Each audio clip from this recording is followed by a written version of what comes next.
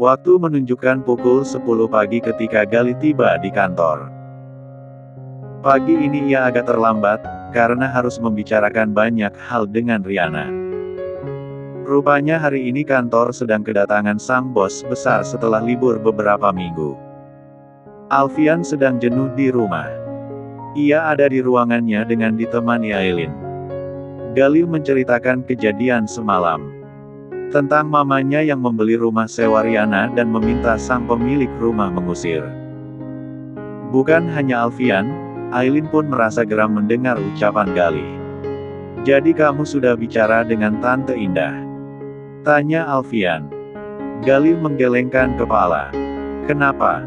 Kalau aku jadi kamu, aku pasti sudah ngamuk," ujar Alfian, mengingat bagaimana dirinya dulu melawan keluarga Darmawan untuk mempertahankan Aileen. "Aku tidak punya kekuasaan seperti kamu. Kalau aku memberontak dan melawan, mereka hanya akan semakin menyudutkan Riana. Mama tetap akan berpikir aku melawan karena pengaruh Riana. Aku tidak mau Riana semakin dipandang buruk oleh mereka." Jawaban Gali memang masuk akal dan Alfian paham akan posisi saudara sepupunya itu. Tidak mudah bagi Gali untuk menghadapi keluarga Darmawan. "Apa boleh aku menemui Riana di sana?" tanya Aileen. "Sebaiknya jangan dulu. Biar Riana istirahat.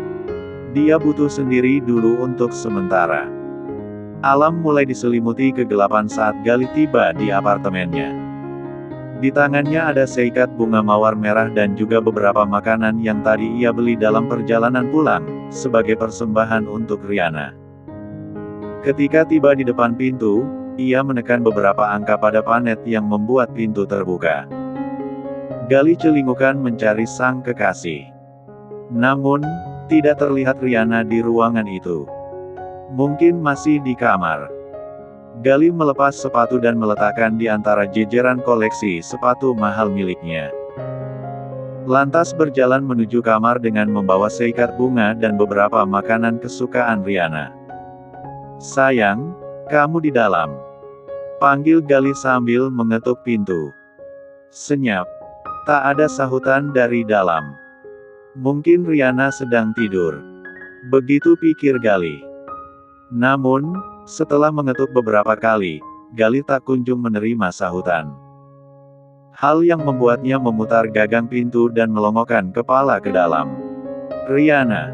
Pintu yang semula terbuka setengah itu kini terbuka lebar.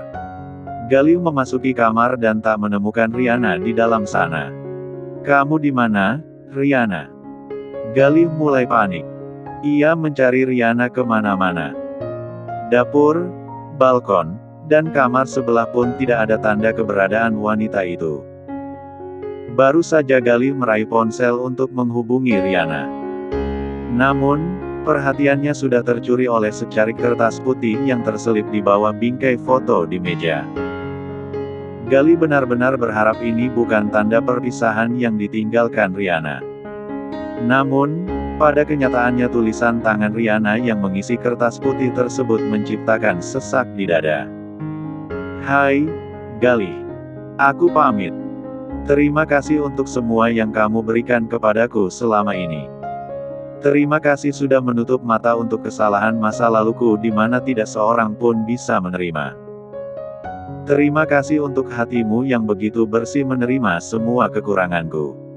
Aku pergi bukan karena mau menghindar atau mau menyakitimu. Terlalu banyak dosa dan kesalahan yang kulakukan, yang bahkan tidak bisa dihapus dengan kata maaf. Jujur saja, aku bahkan tidak bisa memaafkan diriku sendiri. Mereka benar, aku tidak pantas mendapatkan kehidupan sebaik ini. Dan kamu terlalu sempurna untuk wanita kotor sepertiku. Aku lelah. Sangat lelah. Sampai kapanpun aku akan tetap buruk dan terlalu buruk di mata orang-orang, dan tidak ada yang bisa kulakukan untuk mengubahnya. Aib itu akan selalu melekat dalam diriku. Karena itulah aku memutuskan untuk meninggalkan semua yang berhubungan dengan masa lalu. Aku hanya ingin melupakan semuanya, dan mulai hidupku yang baru di tempat yang baru, di mana tidak seorang pun mengenalku. Aku benar-benar ingin menjadi seseorang yang baru tanpa noda dari masa laluku. Dan itu hanya bisa kudapatkan di tempat yang baru. Kalau kamu menghargai perasaanku, tolong jangan mencari atau memintaku untuk kembali. Terima kasih dan selamat tinggal. Rihanna. Galih masih terlelap saat tiba-tiba merasakan guncangan pelan di tempat tidur. Lelaki itu membuka mata secara perlahan. Bibirnya melukis senyum tipis saat mendapati wajah yang sedang menatap ke arahnya dengan jas putih ala dokter. Tidak biasanya makhluk kecil ini ada di apartemennya sepagi ini. Hei, ada Pak Dokter. Kesininya sama siapa? Tanyanya. Sama Papa, Om, jawab balita kecil itu. Oh. Galih mengangguk. Alfian memang memiliki akses bebas untuk masuk ke apartemen. Selain itu, ia hafal password pintu, sehingga bisa masuk kapan saja. Sini yuk, obatin Om dulu. Ia mengulurkan tangan meminta sang keponakan mendekat. Boy pun menatapnya penuh iba. Om Galih sakit apa? Sini Boy obatin. Dadanya Om sakit, nak. Ada sesak gitu. Jawab Galih sambil menunjuk ke arah dada. Pandangan Boy mengikuti ke arah yang ditunjuk Galih, lalu mengeluarkan alat-alat andalan dari kopernya dan mulai memeriksa kondisi sang paman. Oh, ini specialty-nya ada kompilasi, Om. Hayu cepet diobatin. Mau tidak mau Galih terkekeh mendengar suara menggemaskan itu. Komplikasi, Dok. Bukan kompilasi. Iya, Boy juga mau bilang gitu, Om. Nanti Boy kasih obat. Tapi nanti Om bisa sembuh nggak? Bisa. Om Yo juga sembuh abis diobatin sama Boy. Galih kembali tertawa, lalu melirik ke arah pintu di mana Alfian baru saja masuk. Sorry, aku nyelonong masuk ke apartemenmu karena kamu semalaman tidak jawab telepon. Aku pikir ada apa-apa, ucap Alfian. Aku ketiduran semalam. Galih menyeruput secangkir kopi hitam kesukaannya. Kini ia dan Alfian sedang duduk di ruang televisi sambil mengawasi Boy yang sedang asyik bermain. Jadi Rihanna benar-benar memutuskan untuk pergi? Tanya Alfian beberapa saat kemudian. Iya, jawab Galih singkat dengan wajah masih lesu. Kenapa kamu tidak kejar? Galih menarik napas dalam-dalam. Tak dapat ia pungkiri kepergian Rihanna menciptakan rasa sakit di hati. Tetapi, untuk kali ini ia tak ingin egois. Rihanna benar, ia butuh suasana baru untuk menata kembali hatinya. Dia memintaku untuk tidak mencari atau menyusul. Aku paham perasaan Rihanna dan aku menghargai keputusannya. Kalau dia tetap tinggal di sini, dia akan terus dihantui rasa bersalah. Dia akan terus merasa terbebani. Dia butuh tempat di mana tidak seorang pun menghakiminya. Jadi kamu akan melepas dia begitu saja? Galih mengangguk. Rihanna juga berhak menentukan arah hidupnya dan aku tidak bisa memaksanya. Alfian menepuk bahu saudara sepupunya itu. Galih adalah tipe lelaki yang selalu tenang dalam menghadapi situasi sesulit apapun dan tidak pernah terpengaruh oleh lingkungan sekitar. Ya, kamu benar. Semoga ini menjadi jalan terbaik untuk kalian. Huek. Suara Aileen yang sedang muntah-muntah di kamar mandi menjadi sambutan pertama saat Alfian memasuki kamar. Lelaki itu segera menyusul dan mendapati sang istri sedang membungkukkan kepala di wastafel. Sayang, kamu muntah-muntah lagi? Tanyanya, langsung memijat leher bagian belakang. Mual dan muntah bukan lagi hal pertama yang dialami Aileen. Sejak kehamilan kedua ini ia akan mual di pagi hari dan menjelang tidur. Kadang pula ia mengalaminya setelah makan atau minum sesuatu, dan tentu saja kondisi ini membuat Alfian khawatir. Terlebih setelah muntah, Aileen akan terlihat pucat dan lemas. Sudah? Tanya Alfian saat Aileen terdiam sambil mengatur napas. Aileen mengangguk tanpa suara, membuat Alfian membawanya keluar dari kamar mandi. Kemudian mendudukkan wanita itu di ujung tempat tidur. Sudah minum obat anti mual dari dokter? Sudah tadi. Alfian menatap dengan kerutan di kedua alisnya. Bahkan saat Aileen memiliki obat untuk meminimalisir mual, tetap saja ia mengalaminya. Apa kita ke dokter kandungan yang lain aja? Sepertinya kamu tidak cocok dengan dokter yang sekarang. Tidak usah, Mas. Aku tidak apa-apa. Kan kata dokter mual itu normal untuk wanita hamil. Iya, tapi lihat kamu jadi lemas begini. Kalau ada apa-apa bagaimana? Aileen mengulas senyum. Sikap posesif. Alfian menciptakan rasa hangat di hatinya. Jika sikap suami semanis ini saat istri hamil, rasanya tidak masalah kalau ia harus hamil belasan kali pun. Kenapa malah senyum? Kamu lucu, Mas, jawabnya sambil merebahkan kepala di dada sang suami. Tiba-tiba ada genangan air mata di sana. Di antara semua kebahagiaan ini, Aileen merasakan ketakutan. Takut ditinggal Alfian untuk selamanya. Membayangkan itu saja rasanya Aileen tidak sanggup. Dalam hitungan detik sudah terdengar suara isak tangis. Alfian mengerutkan dahi, ingin melepas namun Aileen malah mengeratkan pelukan. Kenapa, sih? Kok tiba-tiba nangis? Tidak apa-apa. Aku hanya sedang ingin dipeluk. Oh. Kedua tangan Alfian bergerak naik dan turun mengusap punggung. Sesekali ia menciumi puncak kepala. Ia menyadari belakangan ini Aileen lebih manja dari biasanya. Mungkin karena efek kehamilan. Aku pijat aja, mau? Tawarnya. Tidak usah, Mas.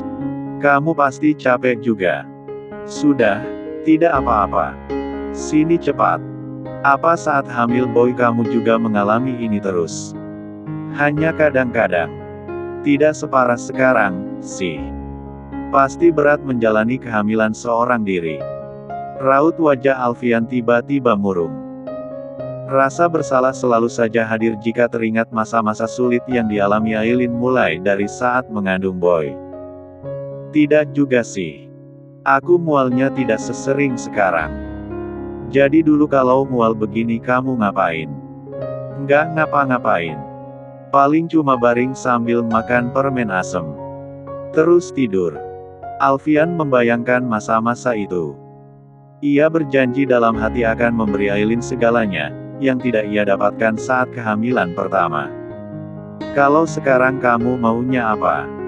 Aku akan berikan apapun yang kamu inginkan. Makan, belanja, jalan-jalan. Aileen berpikir sejenak. Boleh. Aku mau jalan-jalan dulu. Ya sudah, mau jalan-jalan kemana? Mau naik kincir angin di London Eye, nonton festival banteng di Barcelona, naik gondola di Italia, sama mancing ikan di sungai Amazon. Alfian mengatupkan bibir menahan tawa. Itu namanya keliling dunia. Biar saja. Aku berencana hamil setiap tahun. Ini akan jadi utang untuk kamu mewujudkan semua itu. Sekarang aku akan catat semua rencana ngidam ideal masa depan. Jadi kamu harus janji akan punya umur panjang untuk bisa mewujudkan semuanya. Alfian tertawa pelan sambil M3 Mi P3 Ruth istrinya. Ini anak-anak belum jadi manusia aja mintanya banyak, gimana nanti kalau jadi manusia sempurna? Menyesal adalah satu kata yang terlintas di pikiran Bara saat menatap baby Alea yang sedang berenang dengan menggunakan pelampung. Bayi mungil itu tampak sangat menggemaskan. Rasanya Bara ingin sekali memeluk, atau sekedar menggendong walau hanya sesaat. Namun, Mia tidak mengizinkan sama sekali. Pagi ini semua penghuni rumah sedang menghabiskan waktu di kolam renang. Boy sedang bermain di kolam anak bersama baby Alea dan Mia. Ada Mama Fanny dan Oma Titin juga di sana. Bagaimana? Suara Alfian menyapa telinga dan membuat lamunan Bara membuyar. Tatapan kosong itu kemudian ia arahkan kepada sang bos yang sedang duduk santai di kursi.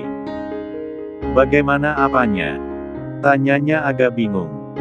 Alfian berdecak sambil menggelengkan kepala. Kenapa aku merasa pikiran dan tubuhmu sedang LDRan? Badanmu ada di sini, tapi pikiranmu ada di hutan Amazon. Maaf, bos. Sedang banyak pikiran. Apa tadi? Bara meraba tengkuk leher. Menerbitkan senyum terbodohnya. Vilanya. Apa sudah beres? Oh. Villa. Sudah dapat. Vilanya bersih dan nyaman. Ada beberapa kamar dengan fasilitas lengkap dan taman yang luas, jawab Bara. Kemarin ia harus direpotkan dengan perintah dadakan sang bos, yang berencana memanfaatkan akhir pekan dengan liburan keluar kota sekeluarga. Baiklah, terima kasih. Jangan lupa besok bangun pagi dan jangan keluyuran malam ini. Biar besok tidak ngantuk di jalan. Bara hanya mengangguk sambil sesekali melirik ke arah kolam. Baby Alea tampak sangat ceria pagi itu.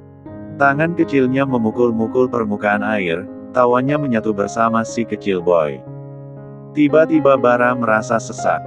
Sejak pertama kali bertemu, ia sama sekali belum bisa menggendong bayi kecil itu.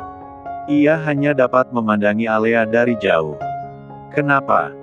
Kamu sakit? Tidak biasanya kamu banyak diam dan murung, tegur Alfian. Menerbitkan raut wajah pura-pura prihatin. Padahal ia tahu betul penyebab wajah suram Bara. Kamu seperti seseorang yang sedang patah hati saja. Saya memang sedang tidak enak badan, bos. Tekanan darah sering naik turun. Makanya hidup itu lurus-lurus aja biar imun dan iman terjaga. Sindir terus. Gerutu Bara dalam hati. Siap, bos. Nanti kamu minta diobatin sama Boy dengan metode akupuntur. Kebetulan Boy punya alat kesehatan yang baru pesan dari luar negeri. Sudut bibir Bara melengkung membentuk senyuman. Kalau diobati sama bos kecil namanya bukan metode akupuntur tapi metode aku lumpuh. Terima kasih. Nanti saya daftar jadi pasien Dr. Boy. Wah, Boy pasti senang kalau punya pasien hipertensi seperti kamu, tambah Alfian. Bara mendesah panjang. Kalau begitu, saya mau periksa mobil dulu. Jangan sampai ada masalah di jalan, ucap Bara, lalu melangkah pergi. Ia sempat terhenti sejenak menatap Alea. Bagai memiliki magnet, bayi kecil nan cantik itu selalu mampu menarik perhatiannya. Om Bala mau ikut berenang. Boy. Membuka kacamata renang yang membingkai matanya. Om Barang gak bisa berenang, nak.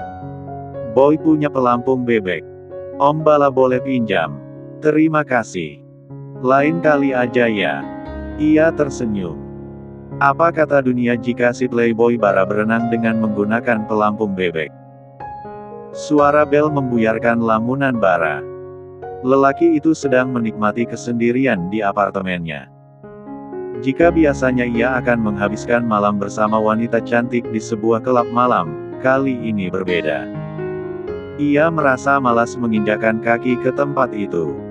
Seharian pikirannya hanya tertuju pada Alea, bayi kecil yang selalu mampu menghipnotisnya sejak pertama kali bertemu. Dengan gerakan malas, Bara bangkit dan melangkah menuju pintu. Sepasang kaki Musatus menjadi pemandangan pertama yang ia tangkap saat membuka pintu. Matanya yang bulat mulai menyorot semakin ke atas dan berhenti tepat di antara 2B3L4N simetris menyerupai buah melon. Namun, kali ini Bara yang biasanya membara itu seakan sedang mati rasa. Hai, aku mencarimu sejak tadi. Mami Vera bilang kamu tidak datang malam ini, ucap wanita itu. Aku sedang malas malam ini, Sandra. Kalau begitu kita bersenang-senang di sini saja. Wanita dengan pakaian serba kurang bahan itu melesakkan tubuhnya agar menempel sempurna dengan Bara. Namun, Bara bereaksi cepat dengan mendorong. Aku sudah bilang malas. Tolong pergi dan jangan ke sini lagi. Hei, ada apa dengan kamu? Tidak biasanya kamu seperti ini. Wanita itu menatap heran. Aku kan sudah bilang tidak bisa. Cari yang lain saja sana. Wanita itu mengerucutkan bibir. Kakinya menghentak lantai dengan kesal. Ya sudah kalau begitu. Hubungi aku kapan saja, aku selalu siap untuk kamu. Bara tak menyahut. Ia diam saja saat wanita berbusana terbuka itu berlalu meninggalkannya. Wow, gebetan baru. Suara Gali berhasil mengalihkan perhatian Bara. Ia menoleh ke sumber suara. Sejak kapan kamu di sini? Baru saja. Wanita tadi siapa? Tanya Gali sambil melirik wanita ke arah lift di mana wanita tadi baru saja masuk. Bukan siapa-siapa. Orang salah alamat, jawab Bara ketus. Gali memasuki apartemen sahabatnya itu.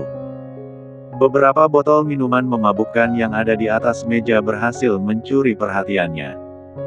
Sepertinya mau ada party di sini. Apa aku mengganggu? Tanyanya sambil menjatuhkan tubuhnya di sofa. Pesta apa? Sama sekali tidak. Tapi minuman-minuman ini. Gali meraih sebotol minuman yang ditebaknya memiliki harga yang cukup mahal. Mau kubuang? Balas Bara. Kenapa dibuang? Sudah kadaluarsa. Tidak. Terus. Kedua alis tebal Gali berkerut. Tampak heran, ada apa dengan Bara yang biasanya doyan wanita dan minuman? Aku habis dari rumah bos pagi ini dan melihat Alea. Bara mulai memasukkan botol minuman satu persatu ke dalam sebuah kantongan plastik sampah. Aku mau berhenti. Aku tidak mau kalau Alea nanti malu jika tahu punya ayah seorang pemabuk berat dan penikmat wanita. Spontan kedua alis Gali terangkat. Tatapannya menerawang penuh selidik. Apa ini artinya kamu sudah mengakui Alea sebagai bagian dari benih tercecermu? Bara mendengkus kesal mendengar candaan Gali. Bagaimanapun juga Alea tetap anakku. Dia layak punya masa depan yang lebih baik. Ya, kamu benar. Bara segera bangkit setelah memasukkan semua botol minuman koleksinya, lalu berjalan menuju sudut ruangan dan memasukkan benda itu ke dalam tempat sampah. Gali hampir tidak percaya melihat sang sahabat, bahkan ia hampir mengira Bara sedang mengigau. Benar-benar sudah sadar iblis satu ini. Gumamnya pelan. Bara kembali duduk di sofa tepat di sebelah Gali.